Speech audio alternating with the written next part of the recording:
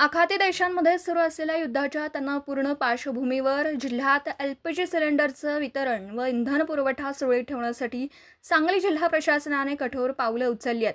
जिल्ह्यातील gas agency आणि व्यावसायिक ठिकाणांवर काटेकोर तपासणी मोहीम राबवण्यात आली असून 37 गॅस एजन्सी आणि 31 हॉटेल्सची तपासणी करण्यात आली।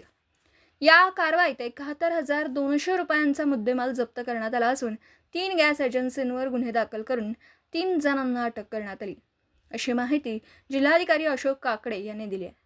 जिल्ह्यातील इंधन पुरवठ्याचा आढावा घेताना जिल्हाधिकारी काकडे म्हणाले की सध्या सांगली जिल्ह्यात एलपीजीचा पुरेसा साठा उपलब्ध आहे।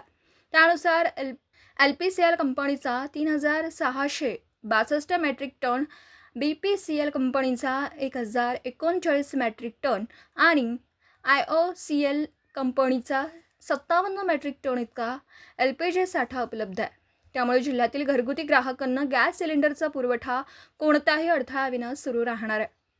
ऑनलाईन बुकिंग केलेल्या सर्व ग्राहकांना उपलब्धतेनुसार क्रमाने सिलेंडरचा पुरवठा करण्यात येणार असल्याचंही त्यांनी स्पष्ट केलं। घरगुती ग्राहकांनी घाबरून जाऊन अनावश्यक साठा करू नये असंही आवाहन प्रशासनाकडून करण्यात आलं।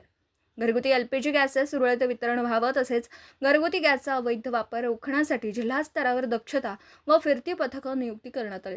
गॅस एजन्सीकडून सिलेंडरचा गैरमार्गाने पुरवठा केल्याचं आढळल्यास किंवा घरगुती एलपीजीचा वापर व्यावसायिक कारणांसाठी होत असल्याचं निदर्शनास आल्यास संबंधितांवर कठोर कारवाई करण्यात येणार असल्याचा इशारा प्रशासनाने दिला।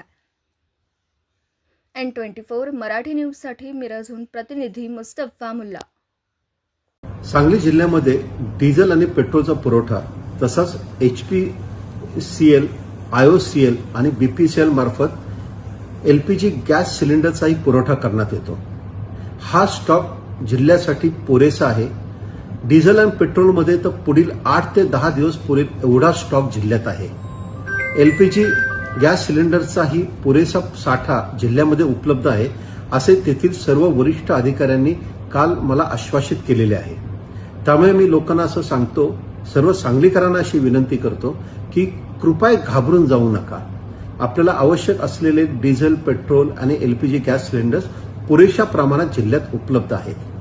त्याचबरोबर आम्ही धाडी टाकायला सुरुवात केलेली आहे आणि मागच्या 2 दिवसात साधारणतः 3 गॅस डिस्ट्रीब्युशन एजन्सीजवर आम्ही गुन्हे दाखल केलेले आहे।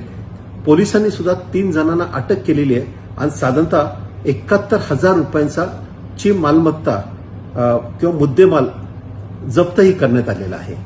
त्याच्यामुळे एका बाजूला आम्ही चूक करणारे जे लोक आहेत त्यांच्यावर आम्ही कडक कारवाई करत आहोत आणि दुसऱ्या बाजूला आम्ही हा स्टॉक कसा व्यवस्थितपणे लोकांना उपलब्ध होईल याच्यासाठी या IOCL, BPCL आणि HPCL या कंपन्यांच्या अधिकाऱ्यांमार्फत आम्ही व्यवस्थितपणे सूत्रबद्ध पद्धतीने त्याचं वाटप होईल याच्याबाबत आम्ही कार्यवाही करत आहोत।